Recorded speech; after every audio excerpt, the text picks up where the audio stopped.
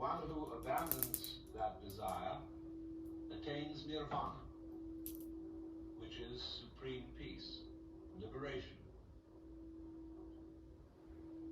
Nirvana means in Sanskrit, blow out. That is, exhale the breath. The opposite, desire, is to breathe in. Now, if you breathe in and hold it, you lose your breath. But if you breathe out, it comes back to you. So the principle here is, if you want life, don't cling to it. Let go.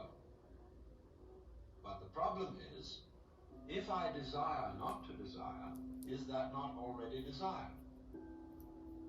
How can I desire not to desire? How can I surrender myself when myself is precisely an urge to hold on, to cling to life, to continue to survive? I can see rationally that by clinging to myself, I may strangle myself. I may be like a person who has a bad habit, as a result of which he is committing suicide. And he knows that, but can't give it up. Because the means of death are so sweet. So it all comes down to this basic question, that human beings have for a long, long time been concerned about transforming their minds.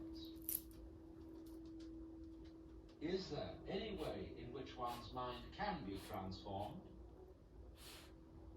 Or is it simply a process which is nothing more than a vicious circle? I could ask, why have you come here this afternoon? What were you looking for? Would it be too presumptuous of me to say that you were looking for help? That you hoped you would hear somebody who had something to say that would be of help and relevance to you as members of a world which is running into the most intense difficulty. A world beset by a complex of problems, any one of which would be bad enough. But when you add together all the great political, social, and ecological problems with which we are faced, they are appalling. And one naturally says, the reason why we are in such a mess is not simply that we have wrong systems for doing things, whether they be technological, political, or religious, but we have the wrong people. The systems may be all right, but they are in the wrong hands because we are all, in various ways, self-seeking, lacking in wisdom, lacking in courage, afraid of death, afraid of pain, unwilling really to cooperate with others, unwilling to be open to others. And we all think that's too bad. It's me that's wrong. And if only I could be the right person.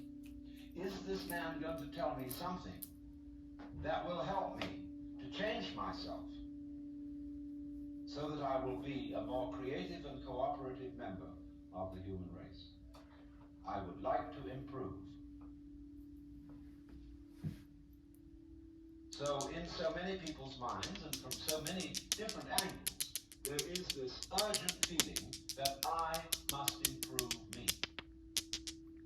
And this is critically important because it's obvious that, at least it's superficially obvious, that the way things are, we are going to hell fast.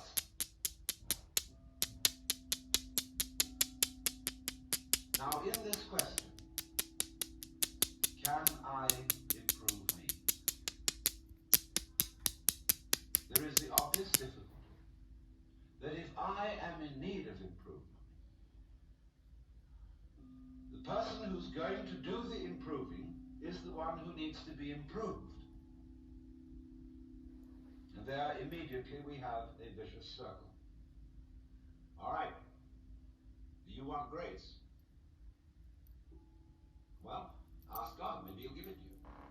And the theologian will tell you, yes, God gives his grace freely. He gives it to all because he loves all. It's here like the air. All you have to do is receive it. Or a more orthodox, a Catholic Christian would say, all you have to do is to be baptized, to take the holy sacrament of the altar, the bread and wine, the body and blood of Christ, and there is the grace right there. And it's given by these simple physical means so that it's very easily and readily available. Well, a lot of people got baptized, and it doesn't always take. People fall from grace. Why do they?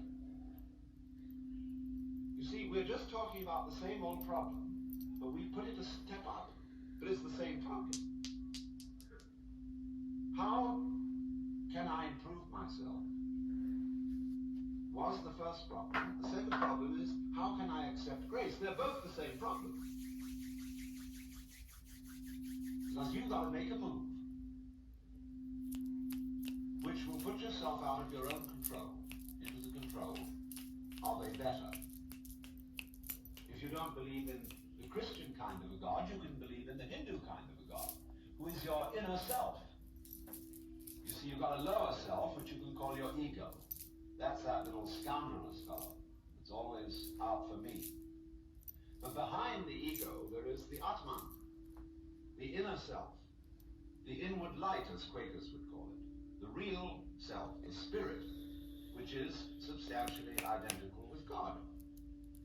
So you've got to meditate in such a way that you identify with your higher self.